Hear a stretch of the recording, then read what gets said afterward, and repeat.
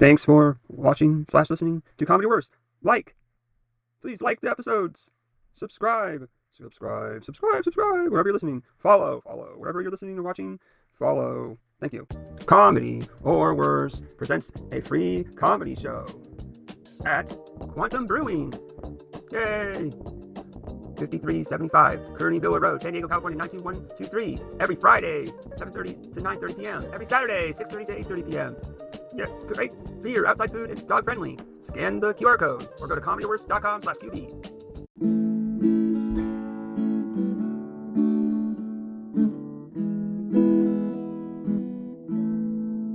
So whether it's divorce or something else that hurts, it's comedy or worse. Oh, there's trauma, of course, like pooping in your shorts. It's comedy or worse. Yeah, it's comedy. Finally funny. It's comedy. And don't you see? It's comedy or worse.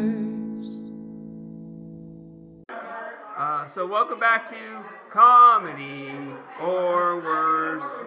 I'm here with my special guest, D. Albert. Yay! So you're using a stage name, right? Yeah, that's a stage name. It's my first initial and my middle name. Oh, cool. I came up with that in my earliest memories. I figured when I grew up I was going to become a grumpy old author, and eventually I needed a stage name to be a comedian, and it was kind of obvious. Oh, that's cool. Yeah. Great. So how did you get into comedy? Well, I'm not well behaved, and so I don't fit in well with professional life for the most part. And I kind of flunked out of politics, and comedy had always been something I felt that I could do, kind of like karaoke, Both of those things are like my main things now, right? Nice. And it's been about 2 years that I've been doing stand-up comedy. And I tried it once, a few times when I lived in San Diego about 10 years ago. And then I moved to Seattle. And then 2 years ago, I started doing comedy in Seattle. And then about 4 months ago, I moved to Los Angeles, where I've been doing comedy since, yeah. How do you like that? It's great, yeah. Los Angeles is comedy open mic utopia. You can do open mics from the morning all the way to midnight, especially in the Hollywood area, but around there as well. It's excellent. Yeah. That's great. Let's see. What else are we looking at here? So when you started comedy, did you get addicted to it? Yeah, I think I don't remember what exactly I want to say about this, but I think that if someone feels some impulse to get into stand-up comedy, they probably have some reason they're cut out for it.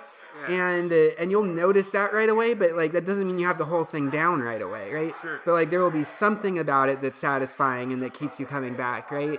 I didn't start doing the word plays on my name for a whole year, right? Even though it's such an obvious thing to do, but I've bombed so many times. I am IED Albert is one of my jokes, right?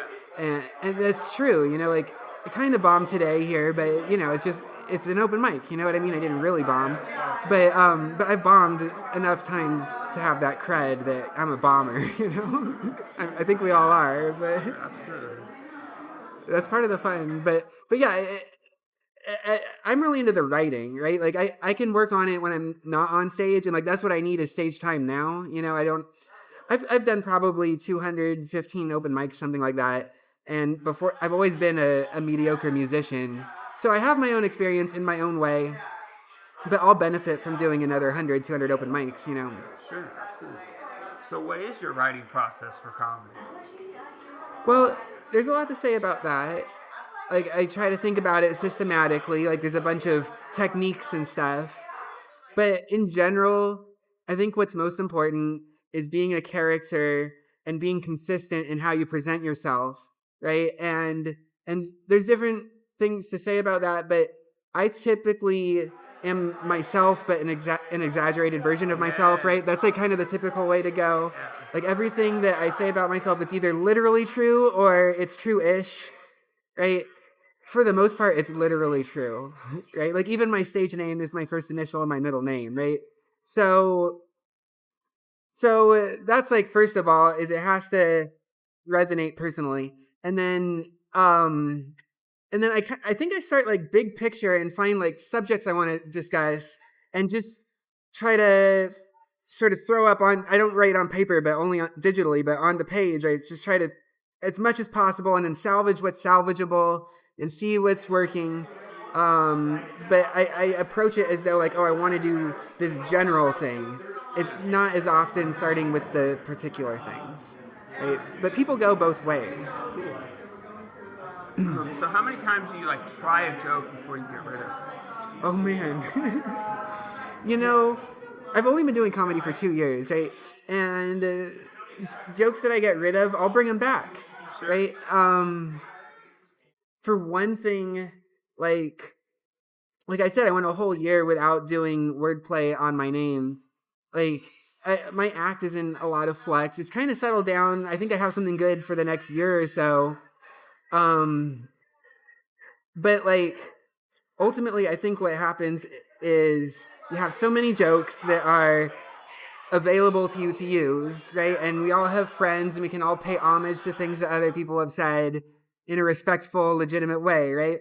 So there's that universe of things. And then you come up with like, what is the subject? And then it's like, oh, you go through your inventory and you just attach everything, right? And so sometimes I'll, like I've picked jokes from when I did comedy 10 years ago in San Diego, right? Like even though those were, looking back on it in their own way, they were terrible performances, I had some jokes that I've done even lately from then, right? So any joke is liable to come back. I've heard people tell jokes that totally bomb, and it's like, well, that could be fixed, It's like anything can potentially that's be done. art, yeah, right? You have to like know, getting it. You figure out, oh, you got to try it a couple times with different audiences. Maybe this is not right. Or, and set it aside, and then sometimes like later on, you're like, oh, I can bring that joke back, or this other joke is gonna go good with it, and then they'll go good together. Yeah. And I feel like every 2 weeks or so, I'm coming up with some new way to frame the jokes I already have, and then it's like, well, what's most effective? What is this situation? What is that situation? And yada yada, right? Mm-hmm. So in LA, though, in open mics, Please. a lot of times you're just performing in front of other comics, right? Yeah, so it's almost all of them. How do you get better with not testing it in front of regular people? That's very difficult. Yeah, I have to overcome that for sure. There's one open mic that I do in North Hollywood at Comedy Chateau where they put the open mic on the end of the booked show, kind of like what they do here, but it's North Hollywood, so it's just a little different that way. But like that, the clubs kind of have a monopoly on that, right? And there's like a seniority type of thing, And so like I can get a laugh every 6-7 seconds, like I do when I get laughs. But good for me, and I can put that on social media, and it's like no one really especially cares. It's like you got to put in the reps with the hundreds of open mics, and you got to network. And I think that ultimately the path for me for success is an alternate scene, right? Like there's the club scene and there's the alternate scene, and I'm even newer to Los Angeles. I've been there for 4 or 5 months. So I think that looks like a better avenue. But in general, when I meet non-comedians, I try to share some jokes with them just to get a sense of, do people know what I'm even talking about? But that is a sticking point, and other comedians talk about it. It's like, we just performed for other comedians, so what do we really know? And it's gate caps, That's the beauty of San Diego, is some of the people here tonight, not a lot, but some of them, like the couple over there, they were regular people. Yeah, no question. Well, I'm lucky I didn't start. I don't think I could have started at comedy in LA, because I was pretty, like I said, I had my own way that I felt that it was natural to me, but I was pretty bad at it at the outset. And I did a lot of terrible sets in Seattle, but Seattle's like what you're talking about with San Diego. I really just did dive bars in Seattle. I never did a single comedy club in Seattle. Whereas in Los Angeles, only one time have I done a non-comedy club. Every other time, it's all comedy clubs, and only one of those that I mentioned, Chateau, puts you on at the end of their booked show. Right. And it's on a Sunday, so it's not like one of their best booked shows. But that is definitely a puzzle, yeah. So I think that you'll have to go outside of the club. I have a mobile rig that needs a little bit of work, but I've taken that out to Hollywood Boulevard and done karaoke out there. Oh, okay. I have to just get my rig fixed, but I think that's just being a whore on the streets, right? Like, I say it as a joke, and people are concerned, like, oh, D. Albert, you can't say that you're a whore. It's like, well, I'm a comedian. We say negative things about ourselves. Yeah. And, like, I actually sell karaoke on Hollywood Boulevard. Like, I sling it on the streets. So, you know, Do you get hassled by the cops? no, Hollywood Boulevard is a free performer area. Oh, yeah, for, wow. for literally anything. And you can make as much noise as you want pretty much, but, like, after the shops close. The brick and mortar stores. Okay. So long as they're closed, you can make as much noise as you want. One of my issues is that the speaker that I brought to Los Angeles with me is just not big enough, right? The other people, they just put me to shame, even though I do a whole elaborate act. You know, I did a lot in December, and I was doing all Christmas carols, and, like, especially from the Muppet Christmas Carol, which is, like, one of my favorites. Yeah. But my speaker, it just pales in comparison to what the other people had. So you have to get the wage slavery right. You know, I'm working on getting a regular job, but that's maybe we'll get to that. Do you have any hobbies or passions that aren't related to comedy? I guess like karaoke. Yeah, well, lately comedy is the main thing that I do in my free time, but like it does unite everything that I've done in life. I spent a lot of time interested in politics, and I had to get that out of my system, and I think I'm glad that I did, but it was a total disaster. For one thing, I'm not well behaved, especially like about things that people are stubborn about. Like, I think people are stupid, you know, and so you don't need me. You don't need me around, right? But then also, too, people are stupid and they're terrible, and it's other people's fault too. It's not just my fault, but it's our fault, and that's why I can't be in politics. But, you know, I learned quite a lot about it. I have a degree in political science. Yeah. I'm a Straussian, you know, I will admit that publicly. It's this Leo Strauss thing. Straussian. It's basically, we believe that Plato and Aristotle have the championship belts. Right? If there was like a WWE thing with all the political philosophers, we would say that Plato and Aristotle, they're on a team, first of all, and they win and they get the belts. So, there you go. Do you have like a favorite fan interaction? Either you were a fan of somebody or someone was a fan of you. Oh man, you know, it's people get FOMO, right? Fear of missing out, and I've never quite related to that because I get all of it from consuming people through media, right? Like, I've just had a very isolated life that way, right?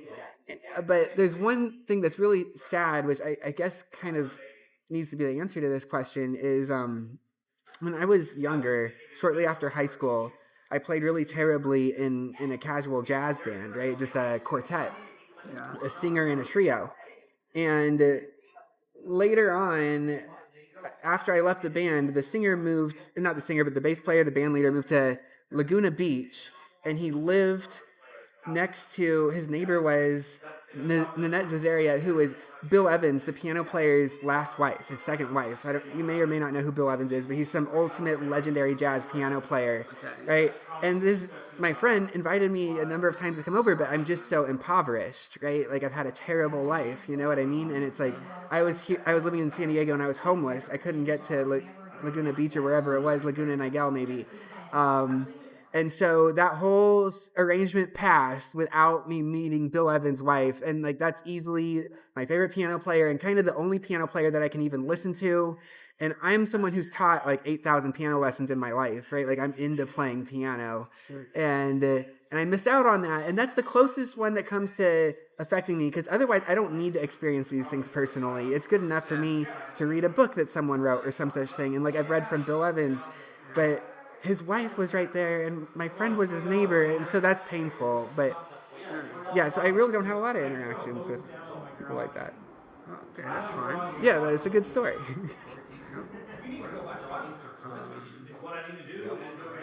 So right now, what's the scariest place for you to perform comedy? The scariest. Well, maybe people that don't identify as a comedy audience, right? Like like just on the sidewalk, right? Like on Hollywood Boulevard, when I go back there, it'll have to be snuck in the comedy, right? And like the main thing that I'll lead with will have to be the singing, right? So that's one thing for sure. And then the other thing is I've really started doing a lot of longer sets, and you feel like you're lacking like a life preserver. Like there's something safe about the set ending 5 minutes after it begins, right? And in Los Angeles, they have open mics where you can get up to 15 minutes, where everyone does 15 in the open mic. And so I do those. I haven't done them often yet, but I do them as often as I can. And so I think that's an important skill to have, is eating the minutes. But I'm new to it, right? And I did a lot better this last week. I did 6 open mics in the week before I came here, and one of them was a 15, and I did 3 10s and other 5s, and I felt a lot better about it. So I think I'm getting the hang of it. But that also comes to mind about a scary situation to perform in. Oh yeah, absolutely. Yeah. Being asked to do more time than you have, and you're like, oh, okay, I guess I'm gonna stretch. Yeah. And what I did for my last 15, I did like 2 of my chunks where I imagine each of them fitting in like their own 15 and owning their own 15, but like I'm not there yet. So when I go back to Los Angeles, the next 15 I do, it'll just be like half of my last 15 and trying to make it last, right? But I'm just new, and like I write a lot, right? But you need to get on stage and have that experience, and so I'm in that process. Your comedy changes as you. Well, yeah, and like I need to let there be more empty space, and then also too, more than what the impression, like I read a lot of books about stand-up comedy, right? Especially about writing, and you don't really get the impression there that if someone's doing 15, there is some expectation that they'll drop the joke punchline format for some amount of it, right? Like, and just kind of rants or something, yeah. And so I just pack mine with material, right? And so I need to tone that down, right? And that's easy for me because you're sitting down here with me, right? I won't shut up, right? But that's fine. I'm interviewing you. I know. Talk. Exactly. It's great. And I don't even need to write all this. It just flows out. But with the punchline stuff, that all needs to be written and delivered, right? So I'm pretty optimistic about it, yeah. Well, I mean, you can, too. I'm sure there's times where you think of tags in the moment. You can rip. No question. So you can always, like, experiment. Like, yeah. Having stuff written, and then, I stopped bringing notes on stage no matter what. And that's really helped me, like, get better at, like, being in the moment and like, oh, I forgot what I was going to say next. And, okay, I'll start, riffing and, like, trying to, and then, like, oh, now I remember, and then bring it back, or, Yeah, when I started doing stand-up comedy, I read in a book that it helps when you begin to reference something that's happening like right now in the room, right? Yeah. And so I did a lot of that. And then I got more into writing. I developed more talent with writing. And so I've just been packing my sets with material, but now I need to go back to the other of talking about the room, right? Because it's essential, it's like, It's this balance. Like, it's, okay, we're all like magic, magicians that are like, they know that you've written this stuff before, but the trick is to, like, oh yeah, I'm just here, I'm a funny guy, I'm just coming up with this stuff. Oh, how could he have known that was going to happen? It blurs the line between what was written before and what's improvised. I like to do those callbacks later in the set, so it feels more kind of natural. Only works later in the set. You can't do a callback in the beginning. Well, but you can do a callback in the beginning to what was earlier in the show, right? Yes. Yeah, and even those callbacks, I like to do them after I've done some material, because then it's less expected, and it's like, oh, he remembered those callbacks, and he did all the material, and now he's doing the callbacks. Most people do the callbacks all right away, and it's like, why do I want to be like most people, Like, I dress like a crazy person, right? You can probably see me well enough on the video. The craziest part of my dress... To see it. Yeah, the sandals are the But and the like, jacket that's are where the you gotta crazy watch the part. video, okay? Like, I don't know what to tell you guys. Cool. So, yeah. So where did you grow up? Well, I was born near Seattle in a town called Renton, and my parents took me when I was like 4 or 5 here to San Diego. And so I lived here for about 25 years, Wow. and then I burned all my bridges here because I'm really difficult to get along with. I'm a nice guy, I promise. But I'm difficult. Nice But I'm but aware difficult. of it. Okay. But I went to the Seattle area. I went back there to live with my grandparents, and so I lived there for 7 years or so. And toward the end of that, after I'd decided, oh, I'm not fit for all these respectable, lines of work, I'm going to do stand-up comedy. So I started that in Seattle, and then so I graduated Mira Mesa High School, not far from here, class of 2005. And in that era, I did a lot of like Miramar College, Mesa College, City College. Yeah. So what is your earliest memory? Oh no. Well, I don't really trust memories very well. Human That's fine. memories, We'll right? make it up. We won't know. But it's interesting. So I got to pick one. Well, the earliest one that has an impact on me is there. So there's this school in Seattle called the University of Washington. That's where I went to school just recently. I have a degree in political science from there. But I was growing up, and I have this memory. I think I was being picked up from school, and I was brought out to the car. I was some little kid, and in the car the radio is on, and the University of Washington, the football team, the Huskies. They're in their annual football game against their rival Washington State University.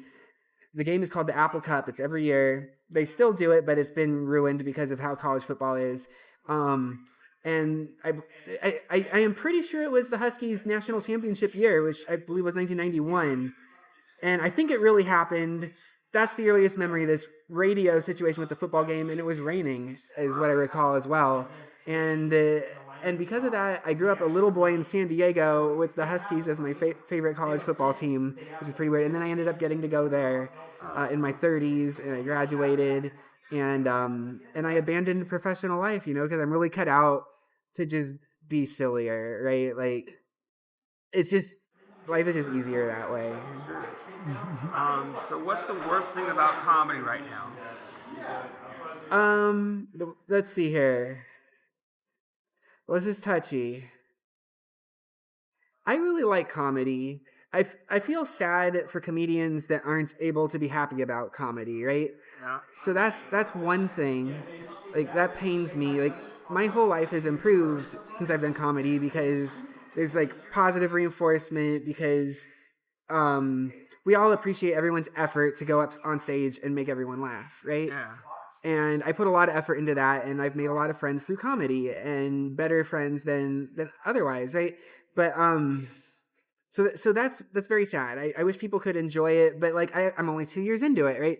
The people who maybe they're sick of it, they've been languishing for maybe 7 years or something, right? So who am I to talk? Yeah. But so that's one thing. Another thing is I have this favorite comedian, Stuart Lee, and he's British. He was talking about, and I think I agree with him, that comedy has kind of become a thing for like professional type people, right? Whereas back in the day, there were a lot of people where it's like you couldn't imagine them doing something else, right? And today, in my case, I work really well. I can be very highly productive, but there's just reasons why I don't fit well in professional life, and I'm not quite one of those professional people who just churns out tons of work.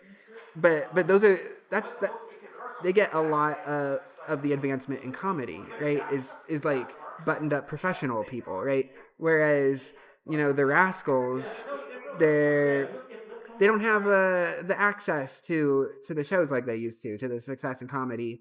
So, but that has a lot to do with what I was talking about earlier, the difference between a club scene and an alternate scene, right? Which is another. Yeah, this is definitely part of the alt scene. We're recording right now at a brewery. Yes, that's a great point. Yeah. Yeah, like I've been in LA and like I said, I've only performed one time at a non-comedy club, right? But yeah, so I think the alt scene is, like how do people even get into the club scene? Like I've been to 3 shows at the Comedy Store since I've lived in Los Angeles, the one in West Hollywood, right, the original one, and it's like in my mind the gold standard of stand-up comedy, right? Not criticizing anyone else, but like I saw like the midnight show one night at the Comedy Store where it was professionals, and I saw 2 open mics. And the midnight show, I was just floored. It was just excellent, right? It was just fantastic. And then the open mics, the host that they had, best host I've ever seen. And then for all of these shows, they have a live piano player playing the entire time. How did I get into talking about the Comedy Store? But the club scene, right? And well, there was an open mic where I didn't make it, and I knew who the host was, and he was like some new 24-year-old guy, right? And it's like, how does a 24-year-old guy who like has been doing comedy for a few years, if he was even 24, how does he even get this spot at the Comedy Store hosting, right? And the answer, as far as I have to be satisfied, is I just don't know. It's not even fair for me to speculate, right? To say, oh, it's because of nepotism or whatever. It's like I genuinely don't know, but like from my perspective, there's all gatekeeping in the club aspect of it, right? And that's other people's impression as well. But luck is a factor in the universe. Like, what are we going to do about that, right? And there's only so many opportunities. Well, I mean, And at the end of the day, please, comedy is a business, yeah, and businesses need to make money. You know, no question. yeah. Every show or open mic has their own system. It's like I do things that maybe like people want to take pictures of the list, and it's like, no, the list is dynamic. I'm trying to make it a good show. Be in here. You know, keep coming back. Like there's ways of like getting up earlier. Work your way up to be a feature. Yeah. Well, in Los Angeles, what they tell people on my rung of the ladder is you have to do bringer shows, right? Which is Well, I mean, you don't have to do bringer shows. That's an option. well, I don't know what the other option is within the club lane. The only other option is to go alternate comedy. Yeah. The other lane is you just have to be patient. It's like things take 10 years to find your voice, and I don't think it's very good.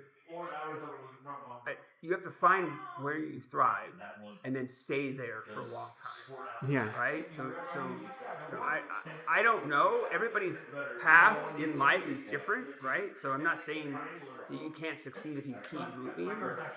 I guess if you keep moving long enough, you'll start to run into people's and you'll start to make connections.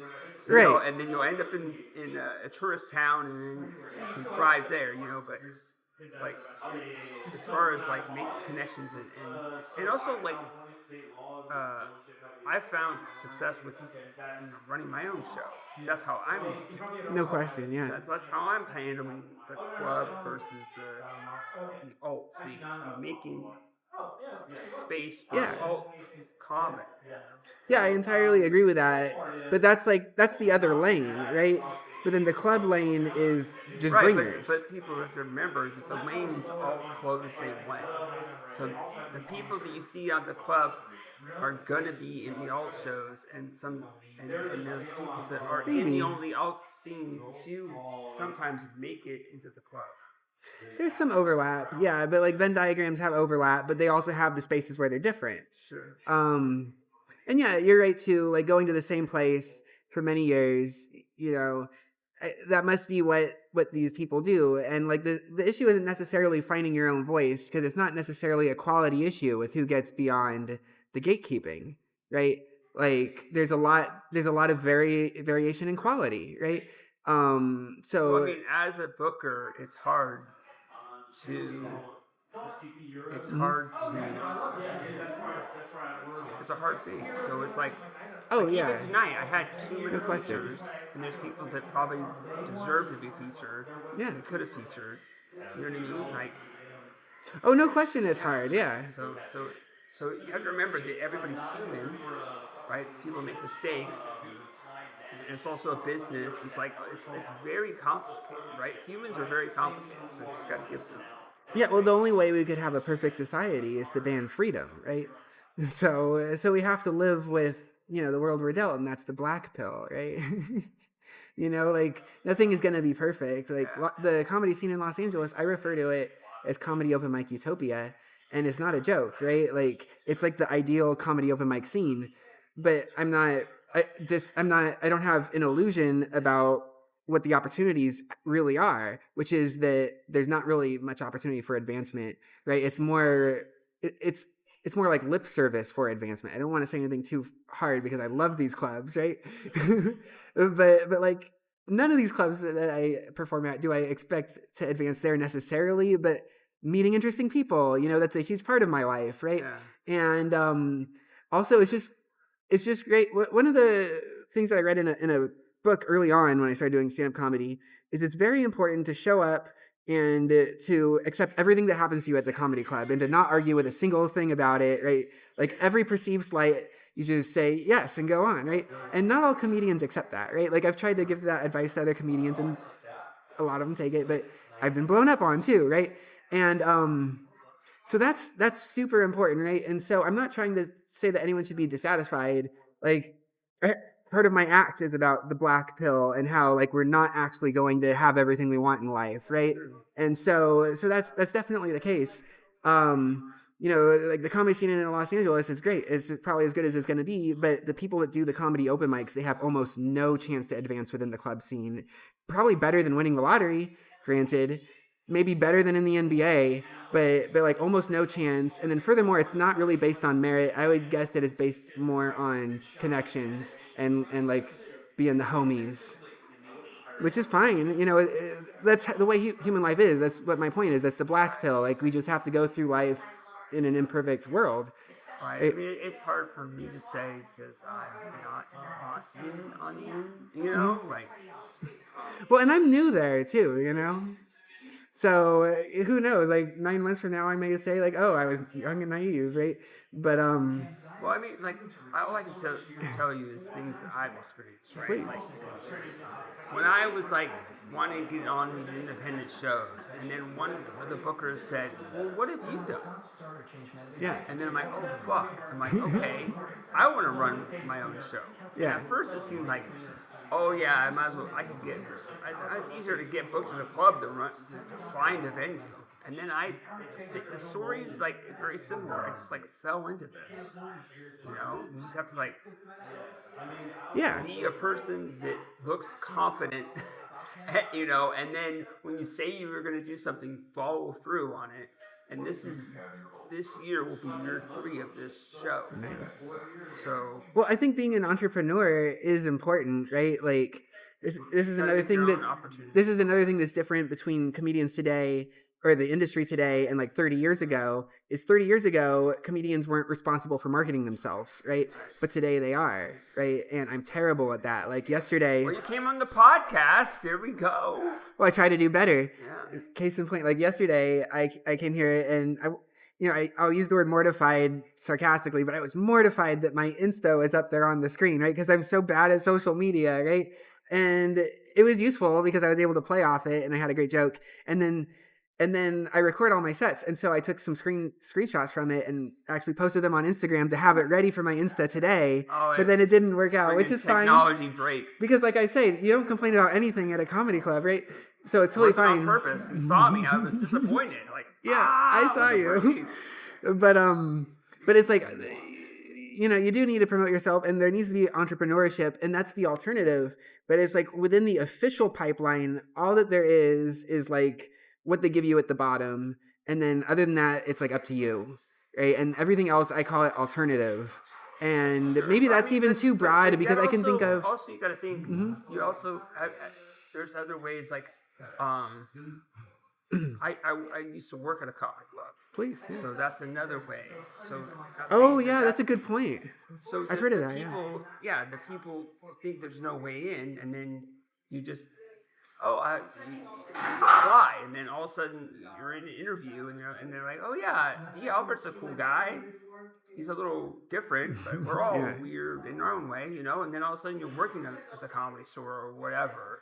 Exactly. And you're like, oh, now I get the clicks and Part of it's like weeding out, right? This is done 7 years of comedy, so this is year 8. Mm-hmm. So what I've noticed is there's people that come and go.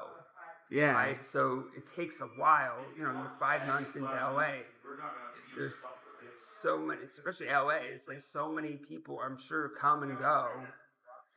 In LA, there's so many like open mics, and you could like both. You and your friend could be both doing comedy and not see each other at an open mic for 6 months, and you're both doing it all the time. Yeah. And you just keep crossing. And you're over here, and it is they're like both that. doing comedy because it's like, oh, you were in North Park. Oh, I was in West Hollywood today. How was it? Oh, it was okay. So.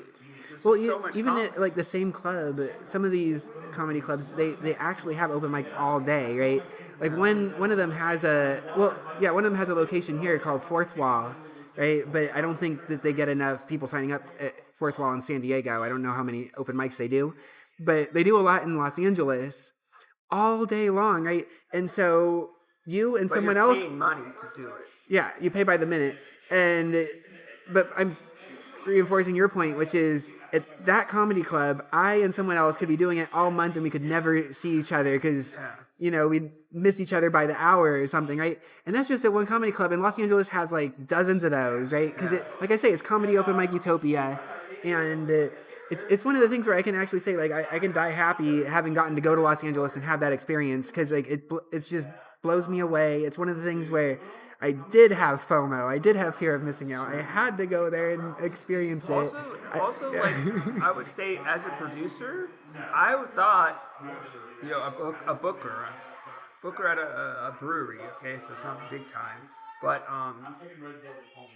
this is every week, right. Fridays and Saturdays. So I'm surprised that more people aren't asking for spots for me. So yeah.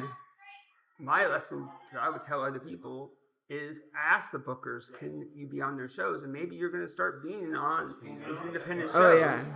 And then you're going to now I'm kind of starting to get in on the in crowd, Well, one of my problems is that, I'm a goofball.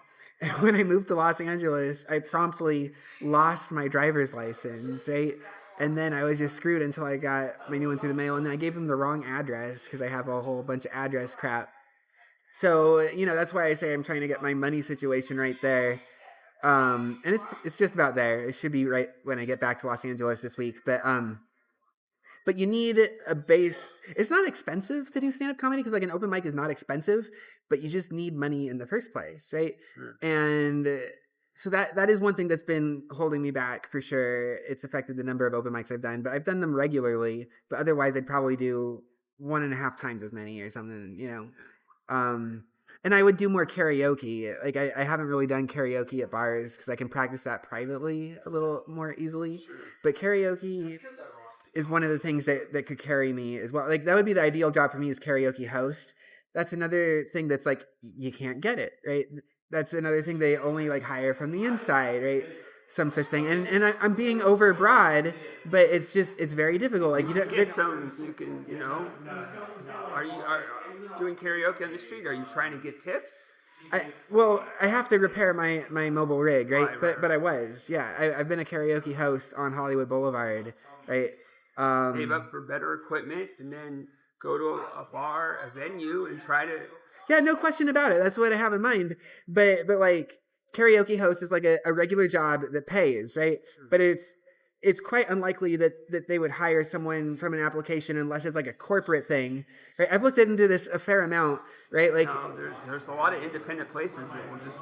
I think that they hire friends first, right? Sure. But yeah, it's corporate places that are more likely to hire someone that's not a friend. Like when I was in Seattle, there was a corporate place there called Quality Karaoke, and I was just so busy all the time I never got around to applying. But I would have had a chance there of getting hired, right? So I think that the corporate aspect would have been a benefit there.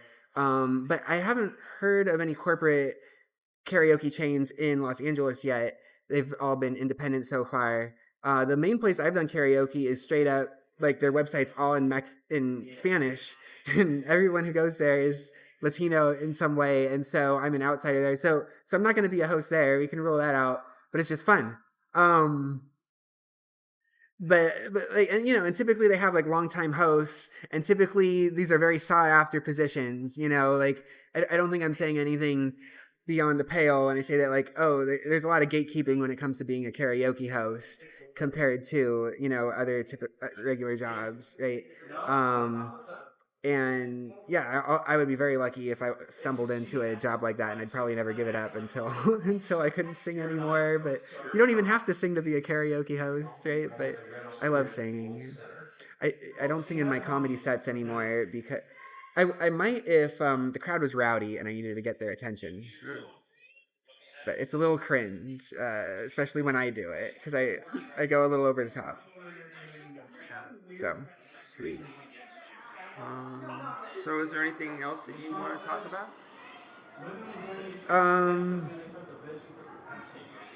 Well, I guess we've talked to some length. I should mention that the thing that enables me to live in Los Angeles is I live in my car, right? Otherwise, I wouldn't be able to live in Los Angeles either. I'm sure the viewers at home and the listeners are wondering, like, how does this guy live in Los Angeles when he's not fit for professional life and he's trying to work on the money situation, right? And that's how I do it. And I've had a terrible life in so many ways, right? And I've never felt comfortable in a living situation, like since very early memories. And so that's why I actually love living in my car. And I guess other people aren't going to relate to that, right? But there's just the fact that like people don't know where to find you. It's it's great. It's thrilling. And there's a lot a lot to say about it, but like I came here to visit my dad. My dad lives here, and I was at a parking lot in La Jolla where I used to live in my car over there. Like, do you know where Tower Records used to be? You know what that shopping center is? All the way in the back, they have a Petco. And back there, I went there to like stage, getting ready to pick up my dad because he works by there. And he comes and meets me.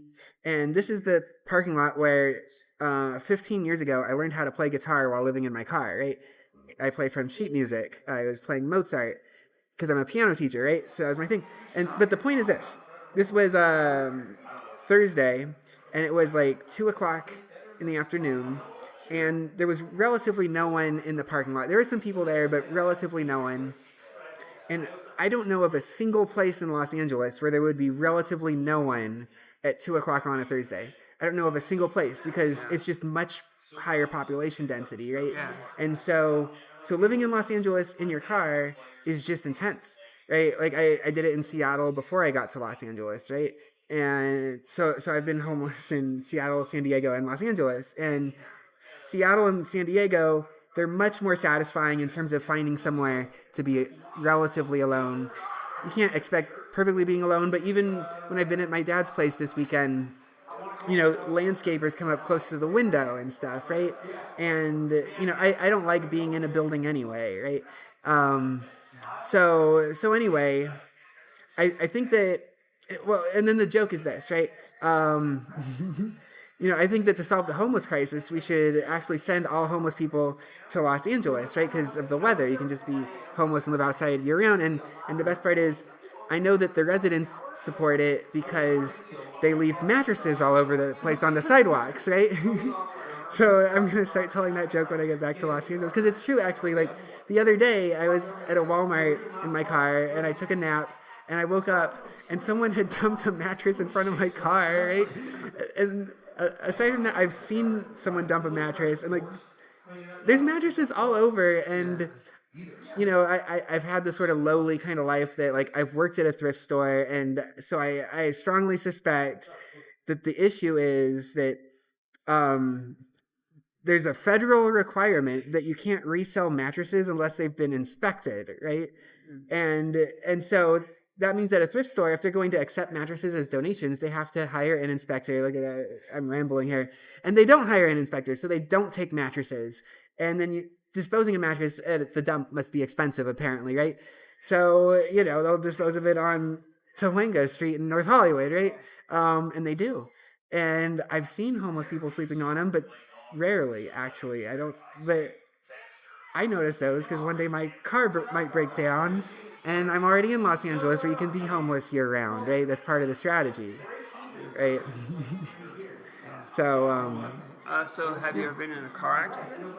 yeah, but not for many years. Not when I was homeless. Yeah. When I think I was still 20. Maybe I was even 19. Yeah, I think I was 19. I was living with the same grandparents that are currently near Seattle, but at the time they were in Ramona, right? Not far from here, right? And I was coming home from Santee, and the car swiped me, and the whole front of my car was removed. Like the other car was going 60 miles an hour, and like I had the green, I was going through the intersection that came, and I had a pneumothorax, a punctured lung, right? And I broke my clavicle. And I've never gotten in a serious accident since then, but it was pretty real. I don't know, but So you were able to recover? How long did it take you to recover from that? just a few weeks. They gave me a prescription of Vicodin that I didn't even finish.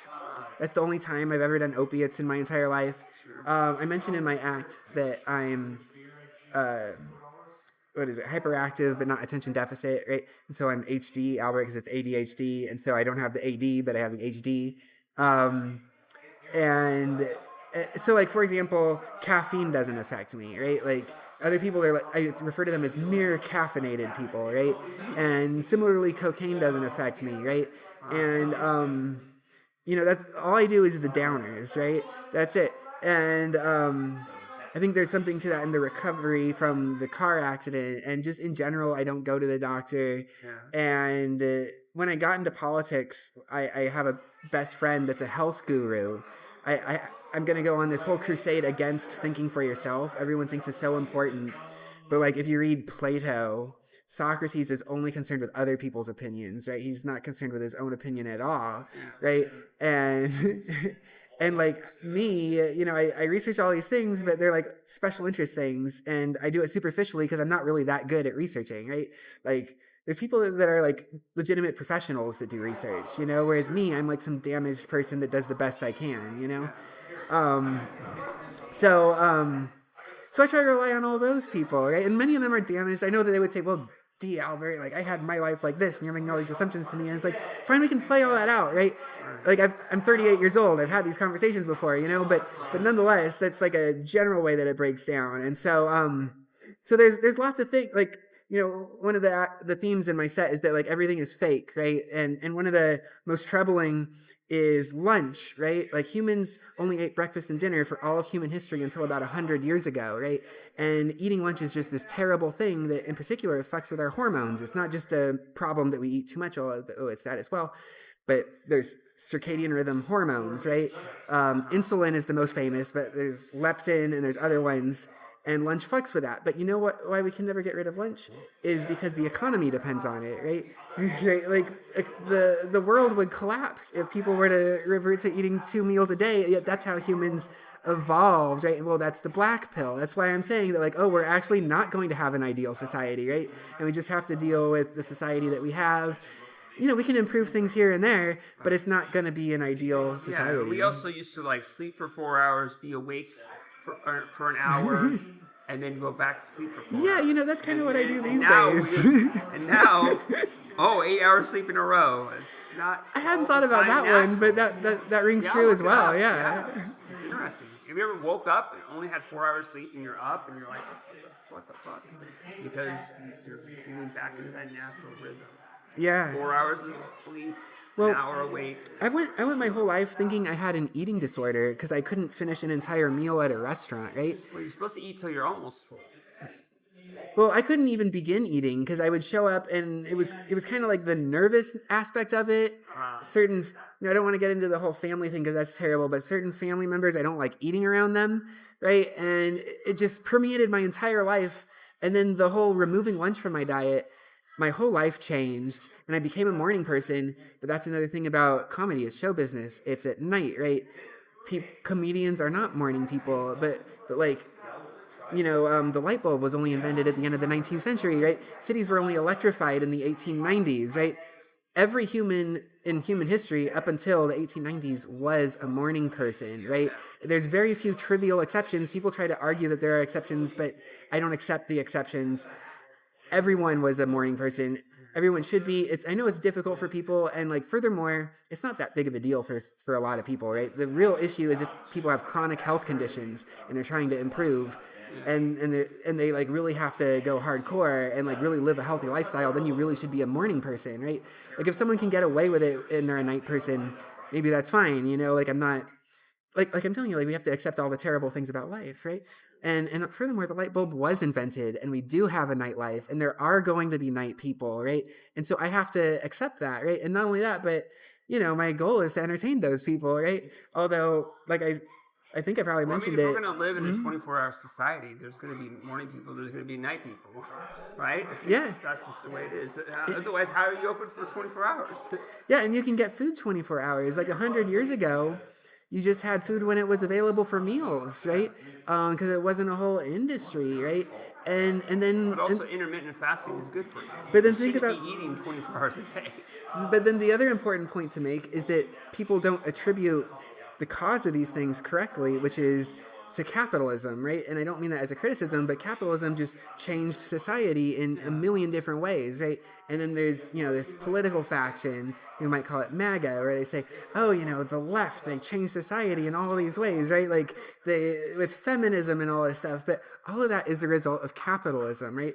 And so these people, they think they support capitalism, and then they complain about all of the results of capitalism, or most of them. And not only that, but they go so far as to take the results of capitalism as signs of the end of the world, apocalyptic signs that Jesus is returning, right? And all the while, they're just labeling capitalism as like the end of the world, and they think they are in support of capitalism, right? This is why I can't work in politics, because it's just that stupid, right? And it's even dumber than I've explained right now, but that's a pretty good example. You don't hear that often. Well, the thing with politics is people vote against their own self-interest, and that's really stupid to do. Well, but what even is someone's self-interest? Like I'm saying, people shouldn't even think for themselves, right? Because who the fuck is qualified to think for themselves? Like, then people vote against society. Well, it's just tough to know. Like sunglasses. Sunglasses are toxic, right? Like the CIA convinces us all to wear sunglasses, but we have UV light receptors in our eyes that need UV light from the sun, right? And so we're blocking that. And that leads to skin cancer, actually, because there's a balance that we need with UV light. This is, Jack Cruz is the doctor that I'm getting this from, if I need to drop a reference. But like everything is fake, right? Like everyone is bamboozled, and everyone needs to get used to that, right? And you know what? I'm not saying society would be better off, because then, like who knows what the result of more people realizing that we're bamboozled is. But like even lunch is fake, right? Like it's bad, and that's why people should just give up in terms of having an ideal society. Like all of these things that people complain about, it's like, well, they're not going to be fixed, right? And you're just dissatisfied, you're a malcontent, and you're trying to organize a bunch of other people to be malcontents, whereas you could just spend all your time going to comedy shows, right? And just enjoying yourself, right? Everybody should go see live comedy. That's why I'm here right now, right? Like I used to work in politics, I swear. I've run for office, and I've thought a lot about all these things, and it's all bullshit. And I'm going to turn out to basically be a George Carlin or some such thing like that, right? Oh yeah, I can't wait to see it. Okay, so we got to do the promo still. Oh, yeah. So we're going to say goodbye for now, but thanks for watching. Bye, everybody. This has been Comedy or Worse. Okay. Bye.